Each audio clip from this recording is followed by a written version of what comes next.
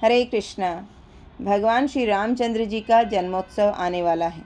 भगवान श्री रामचंद्र जी नवमी तिथि को अवतरित हुए हैं, इसलिए इस तिथि को रामनवमी कहा जाता है।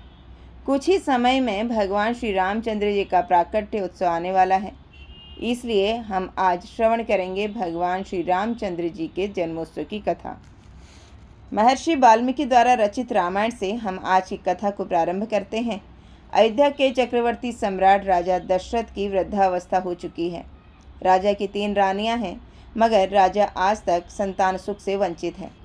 बहुत समय बीत जाने के बाद बहुत ही मनोहर समय आता है। उस समय वसंत ऋतु का आगमन हो चुका था। राजा ने इसी समय पुत्रेष्टि यज्ञ संपन्न करने का विचार किया। राजा ने इस शुभ कार्य के लिए श्रृंगी ऋषि को प्रणाम किया और अपने वंश की रक्षा के लिए पुत्र प्राप्ति का यज्ञ कराने के उद्देश्य से ऋषि श्रृंगी से आज्ञा ली। ऋषि श्रृंगी ने राजा दशरथ की प्रार्थना को स्वीकार किया और यज्ञ हेतु सामग्री एकत्रित करने को कहा। श्रृंगी ऋषि ने कहा, भूमंडल में भ्रमण करने के लिए आपका अश्व छोड़ा जाएगा और सरयू नदी के उत्तरी तट पर यज्ञ भूमि का निर्माण कराओ। तब राजा ने सुमंत्र को कहा कि तुम शीघ्र ही वेद विद्या में पारंगत ब्राह्मणों को एकत्रित करो।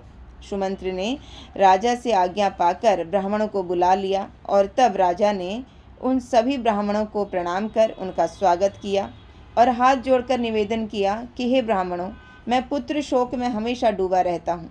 ये राज्य, धन इत्यादि से भी मुझे कोई सुख नहीं मिलता है, इसलिए मैंने ये विचार किया है कि मैं पुत्र प्राप्ति के लिए अश्वमेध यज्ञ का अनुष्ठान करूं।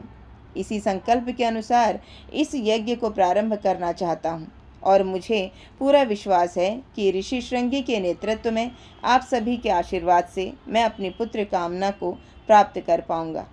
राजा दशरथ के मुख से इस प्रकार सुनकर वशिष्ठ आदि सभी ब्राह्मणों ने, ऋषि मुनियों ने राजा को आशीर्वाद दिया। ऋषियों ने कहा, हे राजन, इस यज्ञ से आपको 4 पुत्रों की प्राप्ति होगी। आप शांति, कर्म, वेद वाचन करवाएं, जिससे सभी विघ्नों का निवारण हो सके, क्योंकि ब्रह्म राक्षस यज्ञ में विघ्न डालने के लिए कोई न कोई अवसर ढूंढेंगे। इस प्रकार कहते हुए यज्ञ को आरंभ किया गया।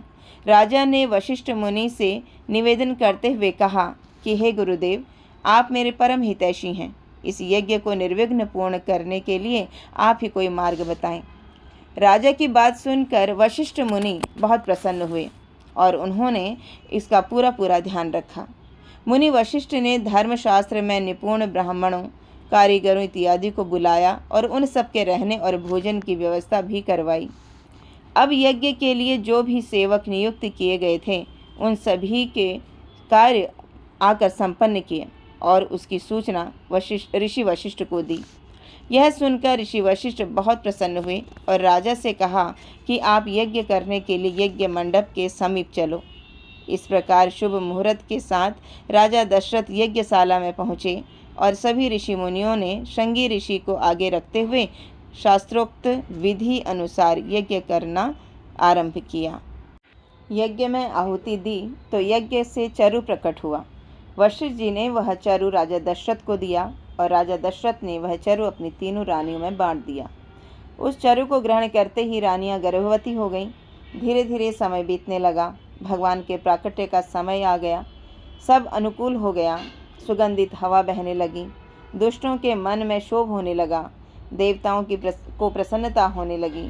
रावण के अत्याचारों से पेड़ पौधों ने फूल फल देना बंद कर दिया था। अचानक उनमें फूल फल आने लगे। नदियाँ कल कल करती बहने लगीं।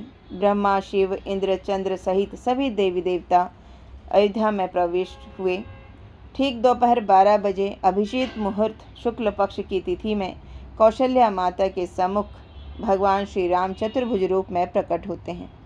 कौशल्या माता ने कहा, मुझे आप 2 भुजाओं वाले पुत्र रूप में चाहिए। तब भगवान श्री राम ने एक छोटे बालक की भांति किलकारियां मारने लगे। आवाज़ सुनकर सभी दासियां, राजा दशरथ भी स्वयं उस कक्ष में पहुंच गए। राजा दशरथ ने दासियों को खुश होकर उपहार दिए और पूरी अयोध्या नगरी इस शुभ समाचार को सुनकर आनंदित हो उठी।